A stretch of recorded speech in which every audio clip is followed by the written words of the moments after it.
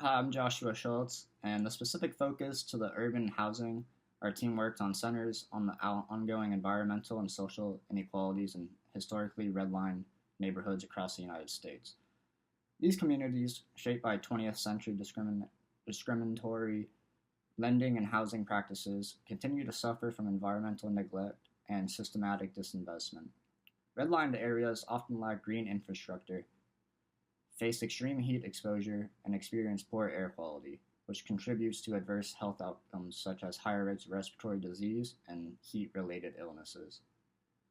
These ecological disparities are compounded by a lack of public amenities and green spaces, leaving residents primarily low income and communities of color vulnerable to climate impacts and environmental decline.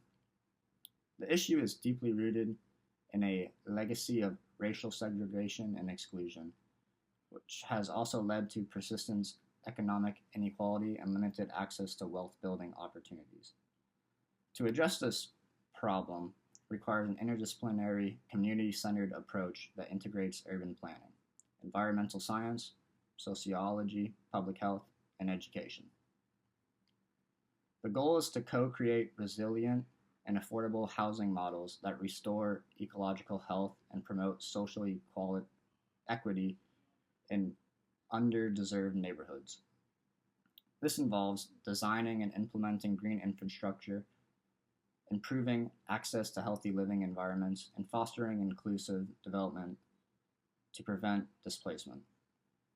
By linking urban revitalization efforts to broader sustainability goals such as the UN Sustainable Development Goals, the project aims to reserve systematic disinvestment and empower historically marginalized communities.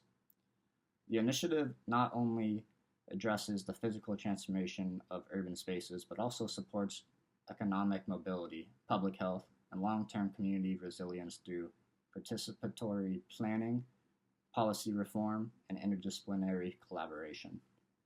The project team is comprised of individuals with diverse interdisciplinary expertise, each bringing unique strengths that will drive the development of sustainable and equitable urban housing solutions. Josh, brings a unique blend of leadership, strategic thinking, and creative problem solving to the team. With my background in business management, finance, and advertising, I excel at balancing analytical decision making with innovative communication strategies. My strengths in delegative leadership, fostering team collaboration, and entrepreneurial vision make myself an effective project lead, ensuring clear direction and momentum for the team. Esraa brings a global perspective with her research in land using planning, social infrastructure, and sustainable urban development. Her experience working in underserved regions, along with her technical expertise in GIS and 3D modeling, enhances the team's ability to create eco-friendly, culturally sensitive housing solutions. Her commitment to real-world problem-solving and team collaboration strengthens the project's focus on long-term urban resilience. Angelica contributes her extensive leadership experience in both the military and education sectors. With 17 years of service in the Texas Army National Guard and a background in teaching, she excels in problem solving, communication, and resource management. Her hands on leadership style, rooted in accountability and empathy, is invaluable in guiding the team through complex challenges and ensuring community focused, practical solutions. Arman's expertise in land use planning and urban design, combined with his research into marginalized communities and spatial dynamics, provides a crucial insight into how urban spaces can reflect and impact communities' identities. His skills in GIS mapping, visual analysis, and spatial narratives help the team design housing solutions that consider both environmental sustainability and social equity. Hi. There are many disciplines, studies, and research that support our approach to addressing the legacy of redlining and racial inequity in housing, like urban planning, economics, public health, environmental science, and all enforce the need for systemic change. Let's start with research from the Urban Institute and the National Fair Housing Alliance, which highlights how the legacy of redlining still affects communities today. These areas face aging infrastructure, limited public services, and worse health outcomes due to reduced to access to healthcare, clean air, and reliable public transit. As we see, this is not just an economic issue, it's deeply social, environmental, and health related. Research from the Harvard Joint Center for Housing Studies supports this, showing that access to safe, affordable housing leads to better outcomes in education, health, and long term financial stability. Financial data from the National Low Income Housing Coalition shows that 7 in 10 extremely low income renters are severely cost burdened, especially in black communities, fueling cycles of instability. Environmental studies like those by Norton and others 2020 reveal that neighborhoods today are hotter and more prone to flooding due to fewer trees and poor infrastructure. Richard Northern's research highlights how zoning laws intentionally enforce segregation and why policy reform is essential for equity. Together, these findings from urban planning, public health, economics, and environmental science form the foundation of our approach, calling for bold structural solutions. Now, to make our solutions a reality, we need a range of assets starting with services like affordable housing construction, rental assistance and eviction prevention, affordable credit access, and first time home buyer programs, health and safety centered housing upgrades, retargeting mortgage interest, tax credit and emergency housing. Also, we need skilled staff like urban planners, engineers, legal experts, educators, economists, and public health and sociologists. Also, we need programs like GIS mapping, green infrastructure project, mobility programs, down payment assistance programs, community land trust, anti-segregation zoning reform initiatives, policy advocacy at local and federal levels. Then we need resources like financial resources from private and government sectors.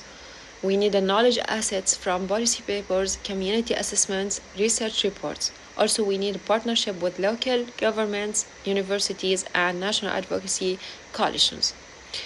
Finally, we need core values like equity, community empowerment, diversity and inclusion, environmental justice, and long term sustainability.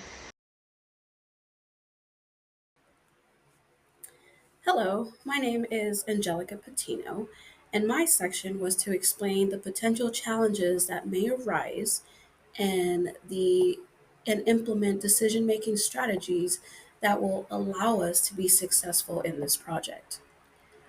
Our mission is to implement a social enterprise project where there is an affordable, eco-friendly housing plan for the urban areas. Though it may be challenging, it is so rewarding as well. There will be time that there are challenges or barriers that will arise, and as a team, these decisions will need to be made in order to be successful. Some of the barriers that we have identified as a team or issues that may arise are the following. The very first one, funding and financial challenges. Number two, regulatory and compliance issues. Number three, land and location constraints. Number four, community and social barriers. Number five, technical and operational challenges. And number six, scalability and impact.